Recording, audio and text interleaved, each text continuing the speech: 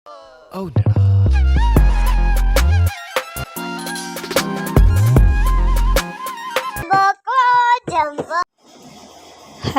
Guys, അസ്സലാമു അലൈക്കും. ജുബി ഫബി വേൾഡിലേക്ക് എല്ലാവർക്കും സ്വാഗതം. ഇന്നലെ നമ്മൾ എന്തൊക്കെയാണ് പഠിച്ചിരുന്നത്? നുക്ത, ഹീലിയ, താജ് അല്ലേ? അപ്പോൾ എല്ലാവർക്കും ഓർമ്മ ഉണ്ടല്ലോ അല്ലേ? നമ്മൾ ഇന്നത്തെ ക്ലാസ് സ്റ്റാർട്ട് ചെയ്യാൻ പോവാട്ടോ. പിന്നെ കലം എങ്ങനെ പിടിക്കേണ്ടതെന്ന് എല്ലാവർക്കും മനസ്സിലായിട്ടുണ്ടോ? ഇന്നലെ ഞാൻ പറഞ്ഞിരുന്നു. മനസ്സിലാവാത്തവർക്ക് ഒന്നുകൂടി പറഞ്ഞു തരാം. ഓക്കെ, ആദ്യം 2 ലൈന് വരയ്ക്കുക. XY ആക്സിസ് വരയ്ക്കുക കേട്ടോ.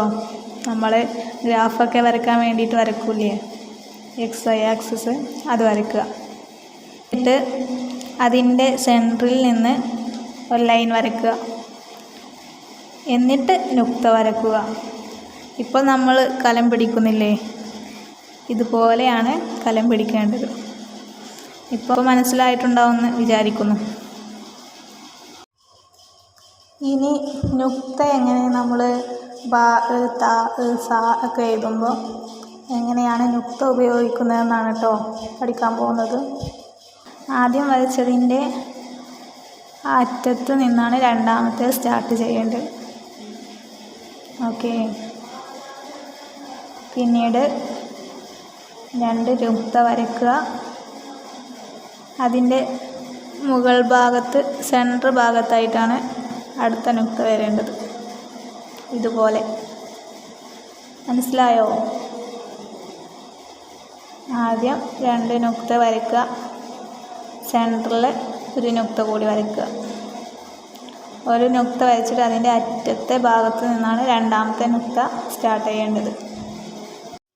അപ്പോൾ വീഡിയോയിലേക്ക് പോകുന്നതിന് മുമ്പ് എല്ലാവരും ചാനൽ സബ്സ്ക്രൈബ് ചെയ്യുക, ബെല്ലൈക്കൺ അമർത്തുക, എല്ലാവർക്കും ഷെയർ ചെയ്യുക കേട്ടോ. എന്നാലേ നമ്മുടെ നോട്ടിഫിക്കേഷനൊക്കെ കിട്ടുള്ളൂ. ഇന്ന് നമ്മൾ ആദ്യം തന്നെ പഠിക്കാൻ പോകുന്നത് കുറച്ച് അലങ്കാര വസ്തുക്കളെ പറ്റിയാണ് കേട്ടോ. എന്ത് തന്നെ ചെയ്താലും കുറച്ച് അലങ്കാരം ഉണ്ടാവും അല്ലേ? അപ്പോൾ കാലിഗ്രാഫിക്കും കുറച്ച് അലങ്കാര വസ്തുക്കളുണ്ട്. നമ്മളിന്ന് അതിനെയാണ് പരിചയപ്പെടാൻ പോകുന്നത്. ഓക്കെ,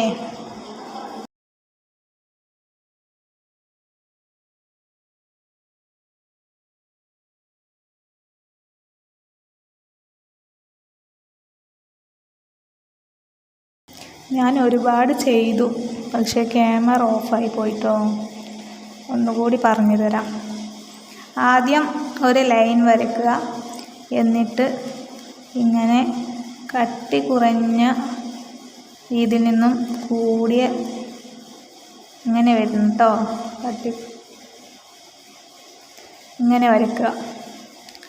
അടുത്തത് ഇങ്ങനെയാണ് കേട്ടോ. ഒരു സൈഡ് ഇങ്ങനെ ചെറുതായിട്ട് നീട്ടണം. അടുത്തത് ഒരു ലൈൻ വരയ്ക്കുക. എന്നിട്ട് ഇങ്ങനെ. അടുത്തത്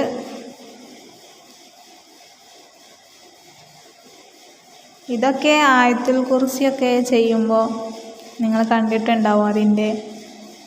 അതിൽ ആഡ് ചെയ്തിട്ടുള്ളത് അതാണ് കേട്ടോ ഈ അലങ്കാര വസ്തുക്കൾ. ഇങ്ങനെ വരയ്ക്കുക. എന്നിട്ട് താജ് ഇട്ട് കൊടുക്കുക. താജ് അറിയില്ലേ എല്ലാവർക്കും? ഇതാണ് കേട്ടോ.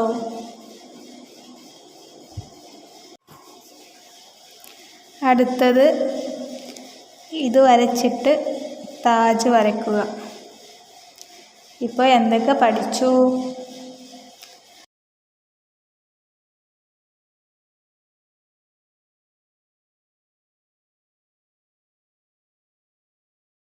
നുക്ത പഠിച്ചു, ഹീലിയ പഠിച്ചു, താജ് പഠിച്ചു.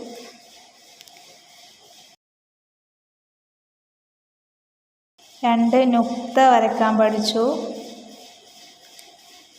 പിന്നെ 3 ഒരുമിച്ച് വരക്കാൻ പഠിച്ചു. പിന്നെ അലങ്കാരങ്ങളും പഠിച്ചില്ലേ? അലങ്കാരങ്ങൾ ഏതൊക്കെ?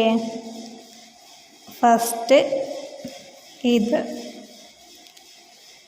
സെക്കൻഡ് ഇനി ഏതാ ഓർമ്മയില്ലേ? ഇത്, എന്നിട്ട് തേർഡ് ഇത്. ഒന്നും കൂടി നീട്ടി വരക്കണം കേട്ടോ. ഫോർത്ത്,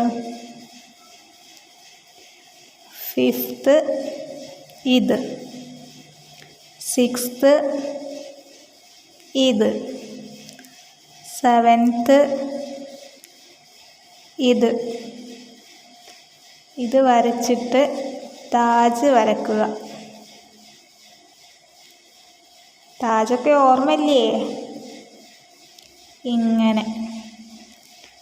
എയ്ത്ത് ഇത്, നയൻത്ത് ഇങ്ങനെ, 10th 10ാമത്തേതാണ് കേട്ടോ ഇത്. ഇപ്പോൾ എത്ര എണ്ണം പഠിച്ചു? 1 2 3 4 5 6 7 8 9 10. 10 പഠിച്ചു. അടുത്തതിനി അലിഫ് എങ്ങനെ വരക്കാൻ പോകുന്നത് എന്നാട്ടോ. കാലിഗ്രാഫിയിലെ മെയിൻ കാര്യങ്ങളാണ് ഇനി പഠിക്കാൻ പോകുന്നത്. അപ്പോൾ എല്ലാവരും ശ്രദ്ധിച്ചിരിക്കണം. അലിഫ് വരക്കാൻ ആദ്യം ഒരു നുക്ത വരക്കുക. എന്നിട്ട് 2 സൈഡിലും ലൈൻ വരക്കുക. ഇതിൻ്റെ അടിയിലോട്ടും ഒരു ലൈൻ വരക്കുക. ഈ ഒരു ലൈനിൻ്റെ അപ്പുറത്ത് 7 നുക്ത വരക്കുക. 1 2 3 4 5 6 7. ഇനി 7ാമത്തെ നുക്തയുടെ നേരെ ഒരു അര നുക്ത കൂടി വരക്കുക. ഇപ്പോൾ 7.5 ആയിട്ടോ. ഇനി ഇങ്ങോട്ട് 5ാമത്തെ നുക്തയുടെ അവിടുന്ന് ചെരിച്ച് വരച്ചു കൊടുക്കുക. ഇനി ഇവിടെ നിന്ന് ഒരു താജ് വരച്ചു കൊടുക്കുക. മനസ്സിലായോ? ഒന്നുകൂടി കാണിച്ചു തരാം. ഫസ്റ്റ് ഒരു നുക്ത വരക്കുക. എന്നിട്ട് സൈഡിലോട്ട് 7 നുക്ത വരക്കുക. 7ാമത്തെ നുക്തയുടെ നേരെ ഒരു അര നുക്ത വരക്കുക. എന്നിട്ട് ഇങ്ങനെ വരക്കുക. എന്നിട്ട് ഒരു താജ് വരച്ചു കൊടുക്കുക. ഇനി നുക്തയില്ലാതെ വരക്കാം കേട്ടോ.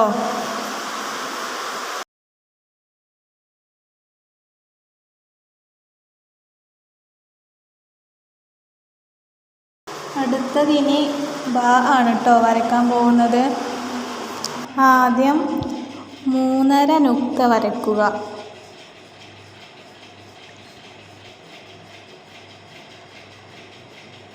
എന്നിട്ട് അതിൻ്റെ സൈഡിൽ ഒരു ലൈൻ വരക്കുക. പിന്നെ നേരെ 6 നുക്ത വരക്കുക. 3ാമത്തെ നുക്തയുടെ താഴെ ഒരു നുക്ത കൂടി വരക്കുക. മുകളിൽ ഒരു നുക്ത വരക്കുക. താഴെയും ഒരു നുക്ത വരക്കുക.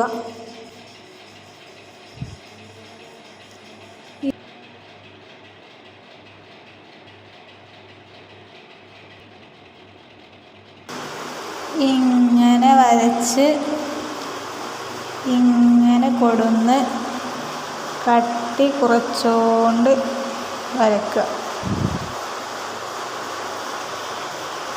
ഇതാണ് ഒരു ബാ.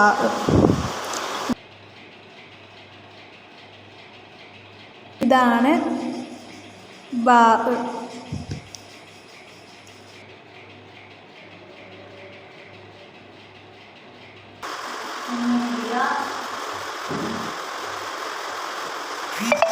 ഇതുപോലെ തന്നെയാണ് കേട്ടോ താവും സാവും ഒക്കെ.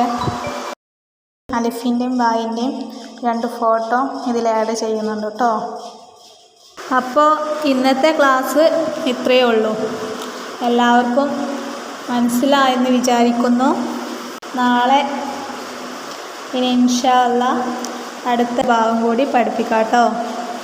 അപ്പോൾ അലിഫ് പഠിച്ചു, ബാ പഠിച്ചു. അടുത്തത് 2 ഭാഗം കൂടി ഉണ്ട്, അത് നാളെ പഠിപ്പിച്ചു തരാം. എല്ലാവർക്കും മനസ്സിലായെന്ന് വിചാരിക്കുന്നു. അപ്പോൾ ഇനി ഇൻഷാ അല്ലാഹ് നാളെ കാണാം കേട്ടോ.